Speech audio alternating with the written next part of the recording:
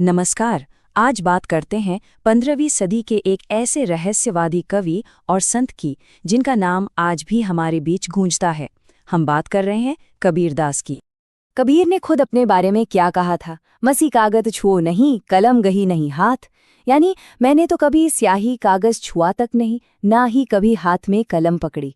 अब सोचिए, एक इतनी बड़ी और विरोधाभासी बात है, और यही उनके जीवन का सबसे बड़ा रहस्य भी है।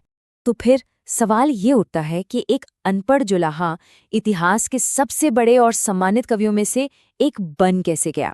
चलिए, इसी सवाल का जवाब ढूंढने की कोशिश करते हैं उनकी जीवन की कहानी में। कबीर की कहानी कोई सीधी सादी कहानी नहीं है, ये तो किंवदंतियों और रहस्यों में डूबी हुई एक दास्तान है, और इसकी शुरुआत वो भी उतनी ही अनोखी है। तो सबसे पहले समय को समझते हैं। कबीर का जन्म हुआ 1398 ईस्वी में काशी में, और उनका निधन हुआ 1518 में मगहर में, यानी 14वीं सदी के आखिर से लेकर 16वीं सदी की शुरुआत तक का समय। और ये वो दौर था जब भारत के इतिहास में बड़े बदलाव हो रहे थे। कहा जाता है कि उनका जन्म एक ब्राह्मण विधवा के घर हुआ था। लोक लाज के डर से उन्हें काशी के लहरतारा तालाब के पास छोड़ दिया गया, और फिर क्या हुआ? उन्हें पाया नीरू और नीमा नाम के एक मुस्लिम जुलाहा दंपति ने, जिनकी कोई संतान नहीं थी। तो आप देखिए, यहीं से उनके जीवन में हिंदू और मुस्लिम दोनों प्रभावों का संगम शुरू हो गया। बाद में उनकी शादी लुई नाम की महिला से हुई, और उनके 2 बच्चे भी हुए, कमाल और कमाली। तो सवाल फिर वही है, अगर कबीर कभी स्कूल नहीं गए तो ये गहरा ज्ञान, ये समझ आखिर आई कहाँ से? देखिए, उनका ज्ञान किताबों से नहीं आया, वो आया सीधे सीधे जिंदगी के अनुभवों से, जगह जगह घूमने से, और संतों की संगति यानी सत्संग से। और ये बात उनके हर एक दोहे में साफ साफ झलकती है। अब ज्ञान तो था, पर उन्हें गुरु की तलाश थी, और गुरु पाने का उनका किस्सा तो बहुत ही मशहूर है। हुआ ये कि कबीर सुबह सुबह पंचगंगा घाट की सीढ़ियों पर जाकर लेट गए। जब स्वामी रामानंद वहां से गुजरे तो अंधेरे में गलती से उनका पैर कबीर पर पड़ गया, और वो चौंक कर बोल उठे, राम राम। बस कबीर ने उसी राम राम को अपना गुरु मंत्र मान लिया, और स्वामी रामानंद को अपना गुरु। सोचिए, अपनी बुद्धि से उन्होंने वो रास्ता निकाल ही लिया जो समाज के बनाए नियमों ने उनके लिए बंद कर रखा था। तो कबीर की कविता इतनी क्रांतिकारी क्यों मानी जाती है? इसकी सबसे बड़ी वजह थी उनकी भाषा। उन्होंने बड़े बड़े पंडितों की संस्कृत में बात नहीं की, उन्होंने सीधी सादी आम लोगों की भाषा में अपनी बात रखी। मशहूर विद्वान हजारी प्रसाद द्विवेदी ने तो उन्हें वाणी का डिक्टेटर तक कह दिया। डिक्टेटर, इसका मतलब ये था कि भाषा पर उनका कंट्रोल ऐसा था जैसे वो भाषा के मालिक हों। जिस बात को जैसे कहना चाहते थे वैसे ही कह देते थे, भाषा को अपने हिसाब से मोड़ लेते थे।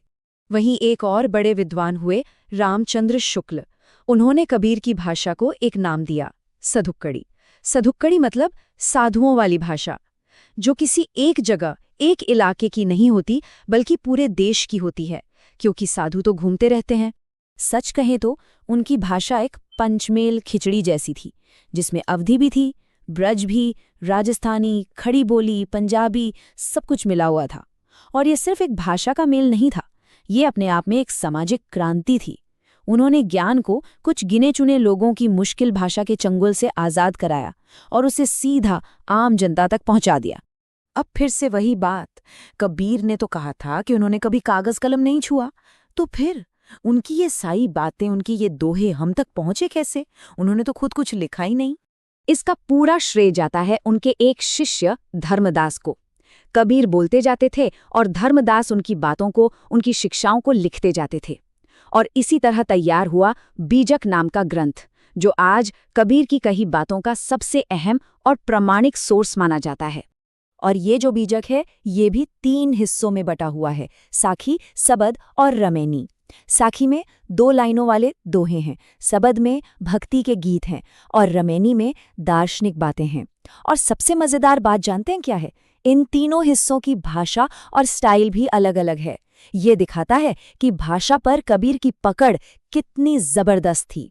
कबीर का सम्मान देखिए, सिर्फ उनके मानने वालों तक ही सीमित नहीं रहा। उनकी कही बातें इतनी गहरी और सच्ची थी कि उन्हें सिख धर्म के सबसे पवित्र ग्रंथ गुरु ग्रंथ साहिब में भी शामिल किया गया है। ये अपने आप में इस बात का सबसे बड़ा सबूत है कि उनके विचार किसी एक धर्म या पंथ के लिए नहीं, बल्कि पूरी इंसानियत के लिए थे।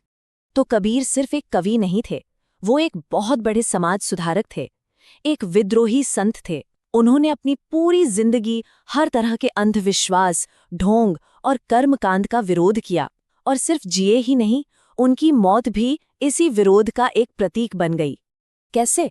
देखिए, उस जमाने में एक मान्यता थी कि काशी में जो मरेगा उसे स्वर्ग मिलेगा, और मगहर नाम की एक जगह थी जिसके बारे में कहा जाता था कि वहां मरने वाला नरक में जाता है। कबीर ने क्या किया? जिंदगी भर अंधविश्वास से लड़ने के बाद अपने आखिरी दिनों में वो काशी छोड़कर मगहर चले गए, ये कहने के लिए कि स्वर्ग या नरक किसी जगह से नहीं, कर्मों से मिलता है। इस तरह उनकी मौत भी उनका एक आखिरी और सबसे शक्तिशाली संदेश बन गई, और उनकी विरासत आज भी जिंदा है। इसका एक उदाहरण है कबीर सम्मान। ये मध्य प्रदेश सरकार की तरफ से कविता के लिए दिया जाने वाला एक बहुत ही प्रतिष्ठित पुरस्कार है। ये दिखाता है कि आज भी हम उनके योगदान को कितना महत्व देते हैं। तो आखिर में बस एक सवाल छोड़ जाते हैं। एक ऐसी दुनिया में जो आज भी जाति धर्म के नाम पर बटी हुई है, 15वीं सदी के उस कवि से हम क्या सीख सकते हैं? वो कवि जिसने किसी मंदिर मस्जिद में नहीं, बल्कि हर इंसान के भीतर ईश्वर को देखा। शायद उनका संदेश आज पहले से कहीं ज्यादा जरूरी हो गया है।